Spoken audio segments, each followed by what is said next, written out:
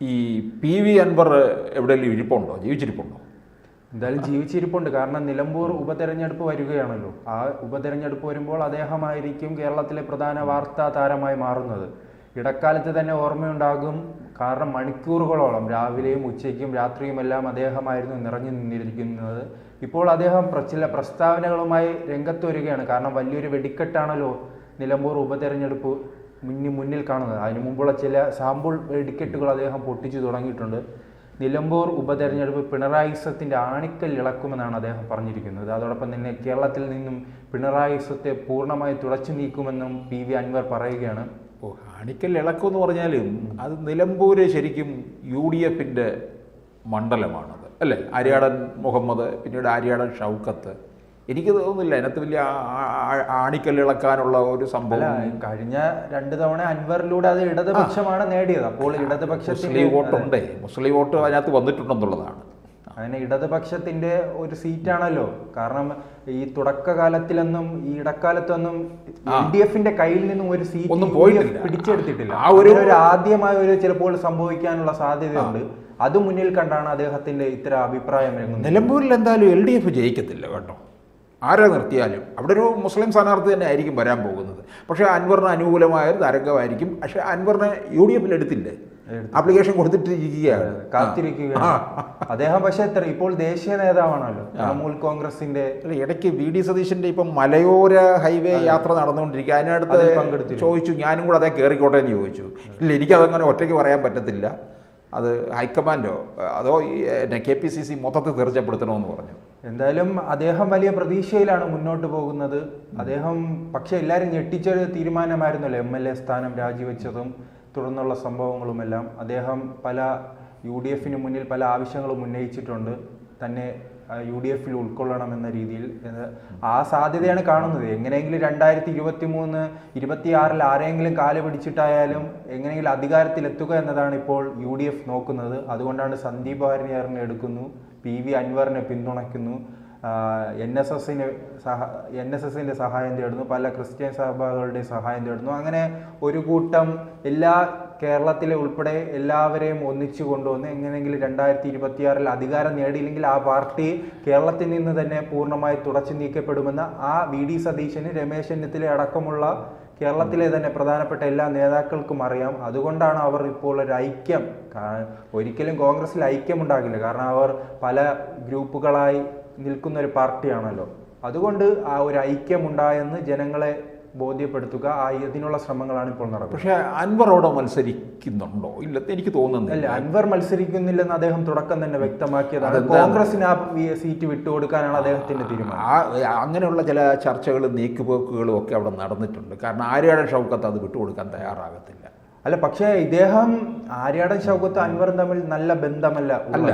പക്ഷെ അദ്ദേഹം പറയുന്നത് അൻവർ താല്പര്യമുള്ളത് P. ജോയിയാണ്. കാരണം കോൺഗ്രസിന്റെ തന്നെ ഏറ്റവും യുവ നേതാവാണ്. മലപ്പുറം ജില്ലയിൽ ഇപ്പോൾ വലിയ സ്വാധീനമുള്ള ഒരു നേതാവ് കൂടിയാണ് ജോയി മത്സരിക്കുന്നതാണ് PV അൻവറിന് താല്പര്യം.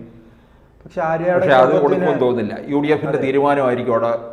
അൻവറിനെ എനിക്ക് തോന്നുന്നു ചിലപ്പം 2026 തെരഞ്ഞെടുപ്പിൽ വേറെ ഏതെങ്കിലും ഒരു മണ്ഡലം കൊടുക്കുമായിരിക്കും. അല്ല, അതിനു മുമ്പ് തന്നെ മറ്റ് ചർച്ചകളും ഉയർന്നുണ്ട്. തൃണമൂൽ കോൺഗ്രസുമായുള്ള ആ ഒരു ഡീലിൽ ഇദ്ദേഹം രാജ്യസഭാ സീറ്റ് ആവശ്യപ്പെട്ടിരുന്നു. അത് നൽകാനുള്ള സാധ്യതയാണ് ഇപ്പോൾ കാണുന്നത്. എനിക്ക് തോന്നുന്നു അൻവർ വേറെ ഏതെങ്കിലും വളരെ ലീഗുമായിട്ടൊക്കെ ഇതിനിടയ്ക്ക് നീക്കുപോക്കുകളൊക്കെ നടത്തും. അതിനകത്തൊരു വളരെ സേഫായിട്ടുള്ളൊരു മണ്ഡലം എടുത്തിട്ട് MLA ആയി വന്ന്, ഘടകകക്ഷിയല്ലേ തൃണമൂൽ കോൺഗ്രസ്, കേരളത്തിലും ഒരു മന്ത്രി ആകാനുള്ള ശ്രമം നടത്തും. അത് LDFിനോട് CPMനോടൊന്ന് പകരം വീട്ടണം. അതാണ് അൻവറിന്റെ ലക്ഷ്യം. LDFിനോടും ഒരു കാലത്ത് പിണറായിയോടും ഈ വിവാദങ്ങളെല്ലാം ഉണ്ടായതിന് പിന്നാലെ അദ്ദേഹം പറഞ്ഞിരുന്നത്, ഞാൻ പിതാവിന് തുല്യമായി കാണുന്ന വ്യക്തിയാണ് പിണറായി വിജയൻ എന്ന് പറഞ്ഞിരുന്ന ഒരു വ്യക്തിയായിരുന്നു.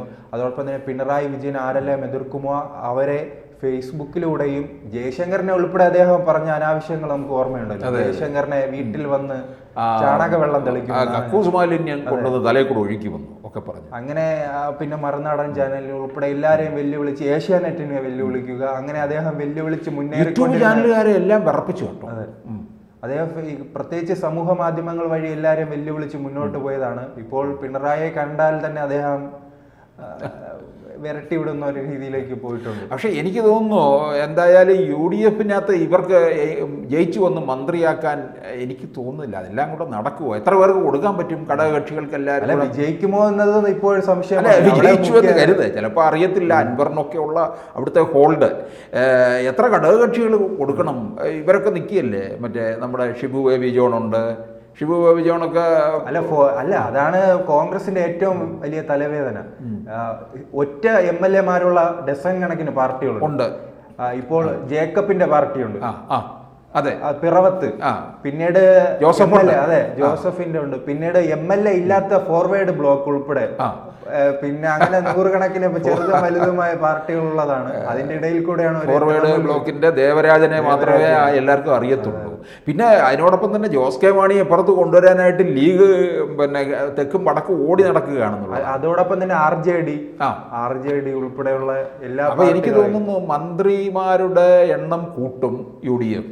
ഇങ്ങനെയൊക്കെയുള്ള കാര്യങ്ങളായിരിക്കും. പിന്നെ NSSന്റെ ലീഗിന്റെ ആവശ്യം അതാണ് UDF-നെയും കോൺഗ്രസിനെയും സംബന്ധിച്ച് ഏറ്റവും വലിയ പരാജയം. അവരെ നിയന്ത്രിക്കുന്നത് ഘടകകക്ഷികളായിരിക്കും. CPM-ന് അത്രയും പ്രശ്നം വരുന്നില്ല. CPM-നകത്ത് ആ കളിയൊന്നും നടക്കാതെ CPI-ക്ക് പോലും വാലനക്കാൻ പറ്റുമോ?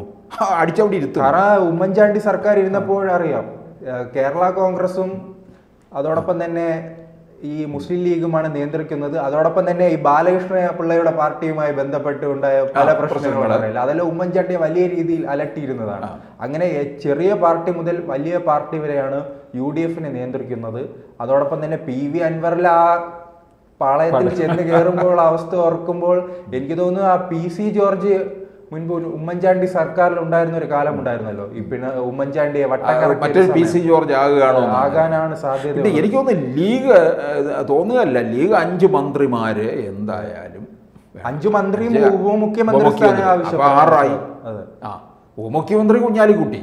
ഇനി ഉപമുഖ്യമന്ത്രി അല്ല കുഞ്ഞാലിക്കുട്ടി. അവർ പറഞ്ഞല്ലോ, പാണക്കാട്ടെ അവർ പറഞ്ഞില്ലേ മുഖ്യമന്ത്രിയാകാനും യോഗ്യനാണ്. മുഖ്യമന്ത്രിയാകാൻ തെറ്റൊന്നുമില്ല.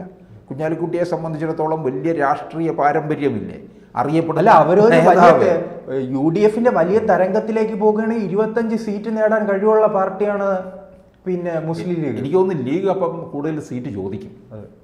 എന്തായാലും തെരഞ്ഞെടുപ്പ് ആകുമ്പോഴത്തേക്ക് വലിയ ബാർഗെയിനിങ് കോൺഗ്രസ്സുകാരുമായിട്ട് നടക്കും.